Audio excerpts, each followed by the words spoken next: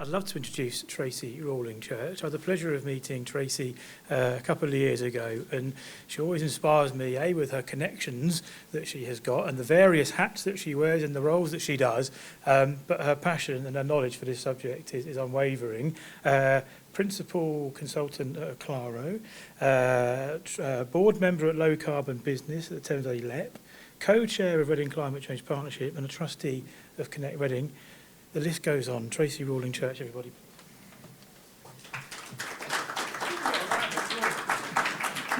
I think the round of applause was your introduction rather than for me. That was really quite a mouthful. Hi, everybody. I'm hoping, yay, there we go, that I can make my slides appear. Delighted to be here today, and would just like to congratulate the team at Rescue for this event, which is just magnificent. So well done, everybody. It's absolutely great to see so many people participating so enthusiastically. So really delighted to be here.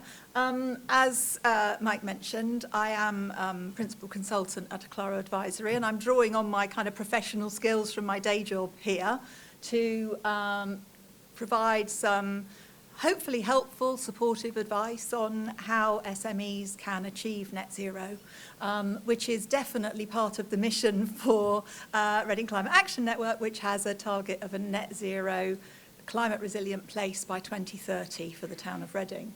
So there's quite a lot of information in my slides. They're going to be a little bit dry, perhaps, compared to some of the inspiring stuff that you've heard earlier, but what I'm trying to do is provide you with practical guidance that you can get started with.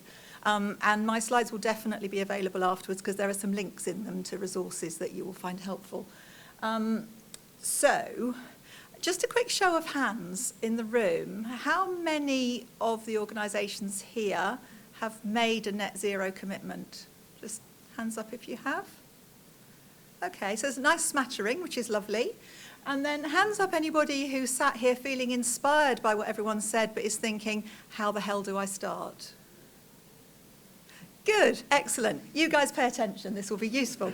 So, what I'm going to do is just explain a bit about what net zero is, because again, we've heard quite a lot of jargon today, why it matters to business, and then let's get stuck into how can you actually act. And more importantly, where can you get some help? So, first of all, definition of net zero. So, effectively, it means that the total greenhouse gas emissions of an entity are equal to the greenhouse gas emissions removed on behalf of that same entity, therefore net zero. Which kind of begs the question, so I can just offset all my emissions then? Well, actually, no. That's not net zero. That's carbon neutral, which is okay, but it's never going to get us to where we need to be, because what we need to be doing is actively driving down our emissions. So, genuine net zero means reducing those emissions as far as possible, and then establishing some kind of robust mechanism for compensating for any emissions left over by actively removing greenhouse gases. Now, we don't have all the technology that we need in order to do that yet, but we're working towards it, and Reading University is leading some of that research. But in the meantime, we all need to be focusing on reducing our emissions. So you've heard about the SBTi already today. They set a new net zero standard in 2021 to try and address this idea, this misunderstanding that you could just offset to achieve net zero. And so what they specify is that you need a long-term emissions reduction target of at least 90% from your original baseline in order for your net zero target to be credible. And within that kind of concept, they expect there to be a near-term goal on a 5 to 10-year horizon to achieve reduction targets in line with that 1.5 degree centigrade pathway that we've already heard about for science-based targets. But then you also need a long-term goal to get your emissions to the lowest possible level, again, in line with those 1.5 degree scenarios, no later than 2050. And then when you've done all that, that's when you neutralise your residual emissions and declare net zero. So that does sound like a lot of work, so why should you do it? So there was an agreement at COP21 in Paris where 196 countries agreed under the Paris Agreement to a legally binding international treaty on climate change. And the goal of that was to limit global warming to well below 2 degrees, ideally 1.5 degrees Celsius.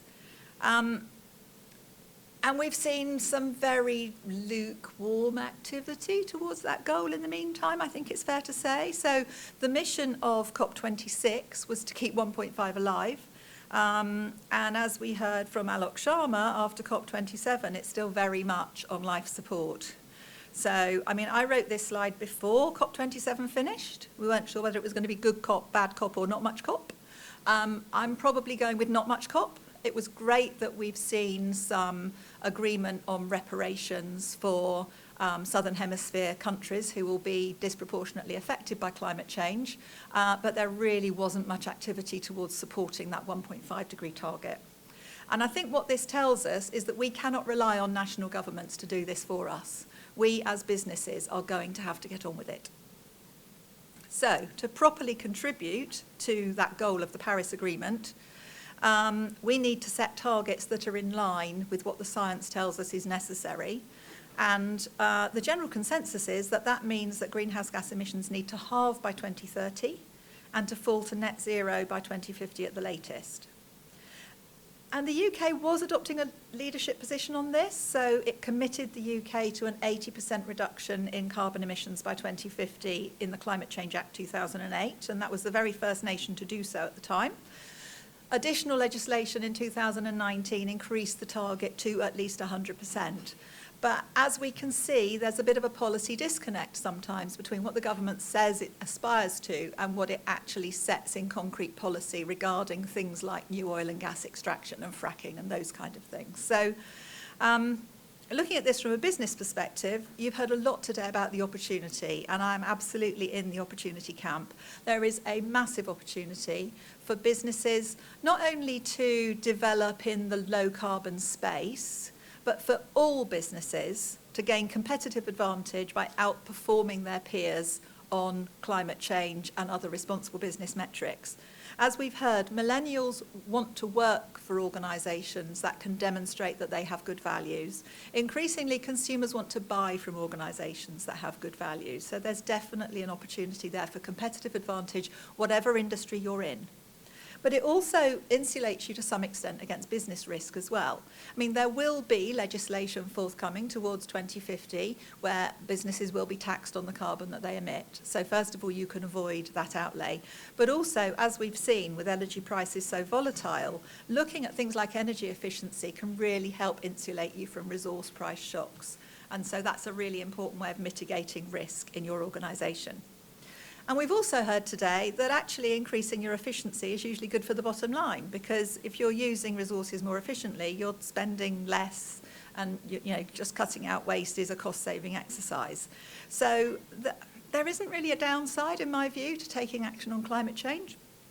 And the important thing is, as we've already heard today, to start. So, how? So what I'm going to do now is I'm going to outline 5 simple steps towards achieving net zero that's applicable to any organisation, but definitely accessible for SMEs. So first of all, establish your baseline. Secondly, determine your targets.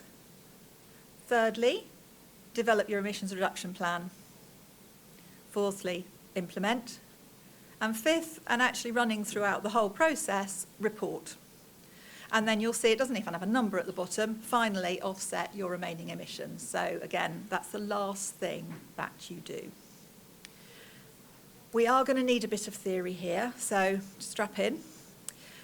You may have already heard some of these today, and some of you may be familiar with the 3 scopes of greenhouse gas emissions, but it's worth just focusing here because only a very small proportion of this is actually within our direct control as organisations. So that middle pillar, the kind of grey colour, is our Scope 1 emissions.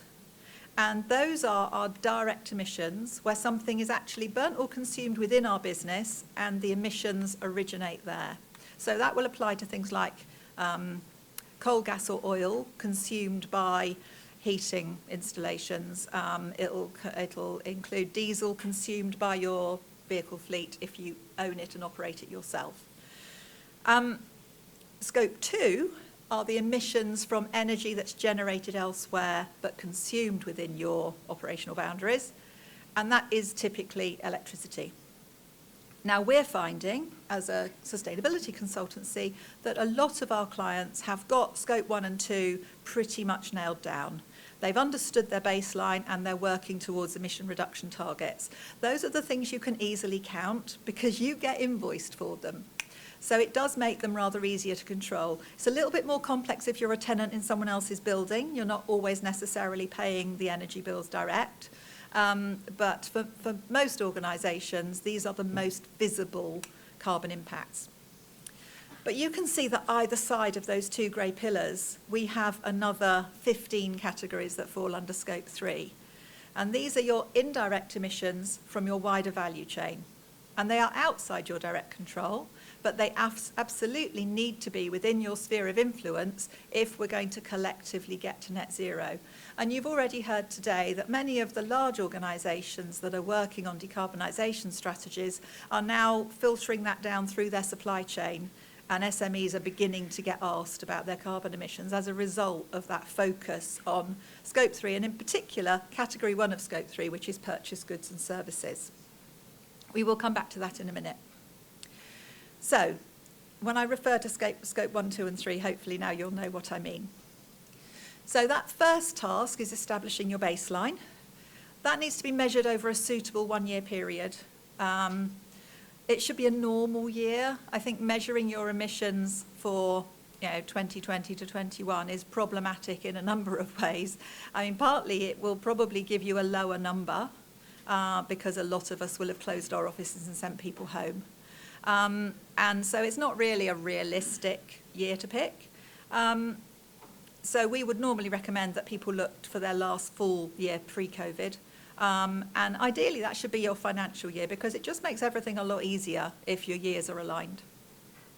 And we would recommend that you account for all of Scope 1 and 2 as an absolute minimum. And I'll come in a moment to some of the Scope 3 emissions that we think you could probably get started on. So that's your gas, your oil, any aircon gases, vehicle fuel for your own fleet, and your electricity. And all the information that you need in order to calculate your carbon emissions should be available from your invoices. There are some standard methodologies available for how you convert, kilowatt hours to carbon dioxide equivalent, or kilometres or litres of diesel to carbon dioxide equivalent. And I will signpost those for you later. And then the other thing that you need to do at the outset is to define the boundaries of your Scope 3 categories. So again, you can have these slides afterwards, don't bother taking notes, but you can see that on the left-hand side we have your upstream emissions, and those are the things that are purchased in by your organisation. And then on the right-hand side we've got your downstream emissions, so these are primarily associated with the way you invest and also the goods and services that you sell. And you'll see that I've ringed 3 of the categories on the left. So waste, business travel, and employee commuting, particularly waste and business travel, are usually areas where most organisations already have some data and can start doing some evaluation. Employee commuting might require you to do an employee survey and maybe triangulate that with the addresses of the people that work for you, but it wouldn't be particularly difficult to do that. All the other categories, you will have, at very best, imperfect data, and probably none. And so, since what we're focused on here is getting started, don't do them now. Just start with the things that you can actually get data on initially. And then begin to determine your targets.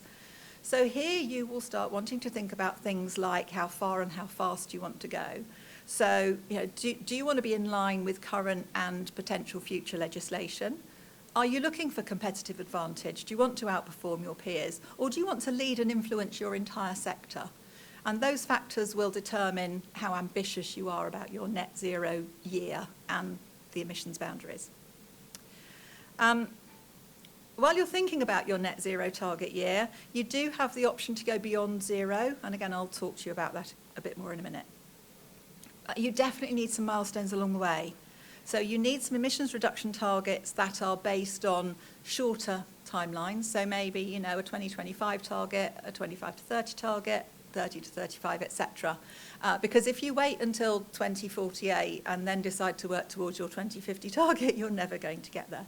And the other thing that you can look at is an expansive boundary approach. So thinking about those scope 3 categories on the previous slide, you can start with your scope 1 and 2 for your first few years, but during that process you can be improving the quality of the data that you have about some of those other scopes, so that you can build those additional scopes into your targets for subsequent years. So you might then expand that out to include your waste and your employee commuting and your business travel by 2025, for example, and then perhaps by 2030 you might want to be including a target for your supply chain.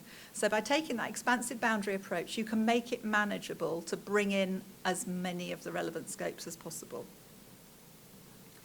And then I also talked about the fact that you have the option to go beyond zero. So this is part of the process of enabling us to transition as quickly as possible towards net zero and avoiding further runaway climate change, is that we need funding and investment to develop some of those technologies. And as you've heard today, there are some great organisations who are prepared to invest in those, and that's wonderful.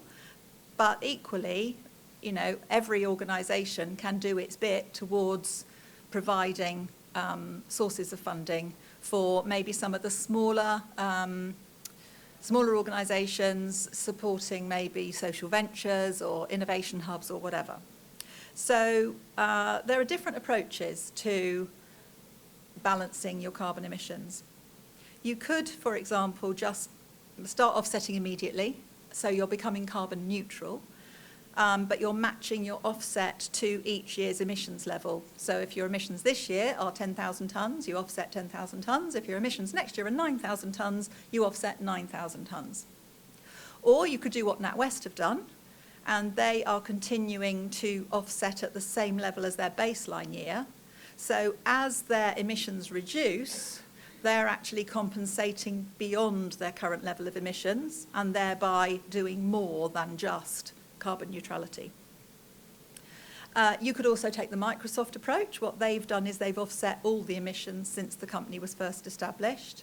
And actually, that's accessible to anybody. We have 15 people at Acclaro, but we've done that too. So we have now offset our emissions for our entire 10-year history, while continuing to focus on decarbonising as quickly as we can. And the other thing that we've done at Acclaro, and you kind of heard about this from Peter actually, he called it an offset, but I think it's a transition fund. So when he was talking about the developers who can't quite reach the threshold in the net zero homes planning, investing in a fund to support further decarbonisation, any organisation can do that. So what Acclaro's done is we've set an internal carbon price. So you can buy good quality offsets for around £15 a tonne, but the true price of carbon is probably somewhere between £70 and £130 a tonne. And so what we've done is set an internal carbon price of £95 a tonne, which is pretty much in the middle of those estimates. And so from that fund, we buy our offsets, and then the rest of it is creating a pot of money that we could invest in, for example, a local community energy project. So again, that's, you don't have to be a big company to do that. And there are some organisations here on the right-hand side who are kind of setting other ways that businesses can think about what they can do beyond their straightforward emissions work. So step 3. Develop an emissions reduction plan. So the very first thing that you need to do is think about the energy consumption in your buildings. That should be the first priority, and ideally you should be declaring what your energy consumption is year by year. But then the second thing you can do is think about contributing to renewables capacity. And you can, again, do that on your own building, and you certainly should if you can. Again, might not be easy for tenants, but it is now very affordable, and the payback is realistic to invest in solar panels if you have a suitable building. But you can also think about investing in off-site renewables too. And a number of our clients do that, for example, through PPAs, which I won't go into here, but they're definitely a credible vehicle. So when it comes to reducing your own operational energy use, there will be differences in what's available to you depending on whether your premises are owned or leased, and you do need to take into account whether you're planning any expansion or relocation, because you need to make sure that not just the cash is paid back, but also the carbon is paid back in any investment that you make. But think about your current building fabric, your systems and controls, think about your energy procurement, and take all the interventions you can, LED lights with PIRs as an example of the practical steps you can take to reduce the energy use in your building. And then the next thing that you can do is think about increasing your own use of renewables and also adding to renewables capacity.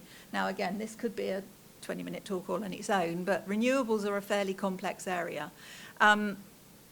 There are two components to renewable energy. There is the actual energy generated, the power itself, but there is also the energy attribute associated with it. And again, there's another piece of jargon, we call these REGOs. So this is the certificate that says the energy has been generated renewably. And if you just buy the energy, but you don't buy and retire the REGO, then that renewable energy could be sold again to somebody else. And it kind of skews the figures and it's really not sustainable.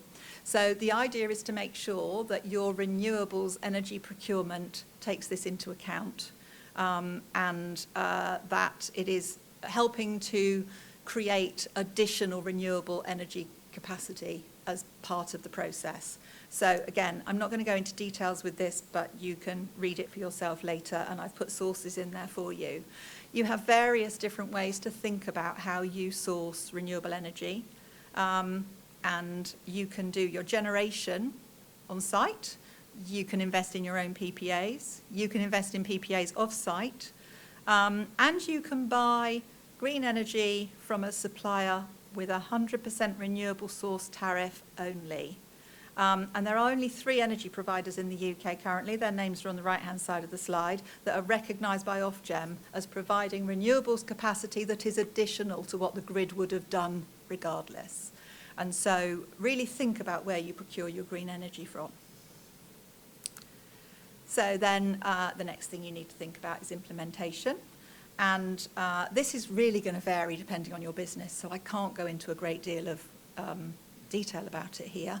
But you need to think about all the individual measures that you're going to take to decarbonise, what they will contribute in terms of emissions reduction, and then how that will move you incrementally towards your near-term science-based target and your long-term science-based target. We've heard a fair bit today about reporting as well, and reporting is really important. There is some level of fear, I think, sometimes about disclosure, because organisations feel that if they're not absolutely perfect, then they will be judged and criticised for that. And I really don't think that that's the case anymore. I think, when I started in this industry 2 decades ago, it probably was, but now we're all a bit more understanding of the fact that actually everybody is on this complex journey at different stages, and that as long as what you report is robust and transparent, and that you can back up the data and it's verified, then if you do miss a target by a little bit, as long as your target was ambitious, that won't be seen as failure necessarily by your stakeholders. But you do need to use a robust methodology. We recommend the Greenhouse Gas Protocol, which is the global standard for emissions reporting, and that emphasises relevance, completeness, consistency, transparency and accuracy. You also have the option to make some pledges or to have accountability partners. I've just noted the SME climate commitment here, which again is completely in line with science-based targets. So it's about halving emissions by 2030, achieving net zero by 2050, and also reporting your progress. The SME climate commitment is designed to help support SMEs towards a net zero commitment, and there's a link to the organisation that runs that in my slides. There's also the Race to Zero, which does that for all organisations. You've heard about the CDP, which awarded Reading its A status. And also you have the option to have your emissions verified by the Science Based Targets Initiative. Now that costs money, and it may be out of reach for some SMEs, but actually their methodology is completely open source and free to use. So you can be applying best practice without incurring any extra costs. So where can you get help to do some of these things I've mentioned? So this is the organisation that runs the SME Climate Commitment. They're called the Business Climate Hub. And as you can see from the link at the top, they're currently offering a free copy of the ISO 50005 Energy Management Standard, which you can just download from their website. But there are loads of resources on this website that are specifically aimed at SMEs. It was launched in the run-up to COP26, and it's a really useful resource. It's also the one that's recommended by the Thames Valley Berkshire LEP. Then when it comes to some of the individual tasks that we've talked about, I've got some other sources of guidance and reference material for you. So I mentioned that there were standard methodologies available for converting, for example, your energy consumption into carbon dioxide emissions for your reporting. You will find all those GHG emissions factors on the BEIS website, and the link is there. Talked about the greenhouse gas protocol being the standard methodology for greenhouse gas accounting. Again, it's an open source methodology. The link is there. And the SBTI's publicly accessible methodology is also on the link on this page. And the net zero standard I talked about at the very beginning, the link here goes to the methodology for that too. Then, importantly, sources of funding. And it's been great to hear of some private sector funding that's available for decarbonisation today from NatWest and Lombard. But also there are some other sources of funding that are available to you. One of them's here today. So low carbon workspaces are, I'm not sure what stand number they are, but I think they're kind of tightly round the corner. And they provide match-funded decarbonisation grants, specifically for SMEs in the Thames Valley region. If you're thinking about installing EV chargers, you can get an EV infrastructure grant, and that supports up to 75% of the cost of installing EV charge points, again, specifically aimed at SMEs. There's also a boiler upgrade scheme with capital grants to cover the cost of replacing an existing boiler with something that's more low carbon. And there's also a lot of, not necessarily decarbonisation grants, but there are various grants available on the Berkshire Growth Hub, which is part of the Thames Valley LEP's activities. And certainly if you are a low carbon entrepreneur or you are thinking about decarbonising some of your business processes, there is the possibility that you can secure some funding there too. We talked a little bit about carbon offsets, and when you do decide to offset, whether you do it at the start of your journey to become carbon neutral or whether you're thinking ahead to your net zero target, there are some international standards for carbon offsets, and it's really important that you choose a proper verified carbon offset. We've chosen gold standard. VCS and CDM are both equally legitimate. I've often been asked about UK-based activities for offsetting. And the fact is there's nothing in the UK that's yet sufficiently mature to provide immediate carbon offset benefit, but they can be part of your transition fund, for example. And then finally, a little bit about Reading's net zero journey, and you've heard about some of this from Peter already. So we have a stand, I think it's number 9, for the Reading Climate Action Network, which is Reading's climate emergency response. So we're working towards a net zero town by 2030. Climate resilience too, and we've not really talked about resilience and adaptation, but it absolutely needs to be part of your planning. And so our aim is to get everybody who lives, works and studies in Reading working towards that shared target. And you can find a lot of useful information at the website there, Reading Can. The way that we've structured that website is it starts with the question, what can I do? And it's what can I do as an individual, what can I do as an organisation, what can I do as a school? And then so very much tailored information. We also run the Reading Climate Festival, which next year will run from the 10th to the 18th of June. And a lot of the content from the previous 2-3 festivals are available online on our YouTube channel, and there are lots of really useful and helpful talks on there that you can access whenever it suits you. We also have the Reading Business Climate Action Network, Reading Business Can LinkedIn group, which again is available for anyone to ask to join. And then finally, we have a climate pledge for businesses to say, we've agreed to adopt a net zero commitment, and we are working on these different elements of our emissions towards that. So you can find us at those handles on Twitter, Facebook, and Instagram. Rethinking Twitter at the moment for reasons that are probably obvious. And that's all I have to say. Thank you very much.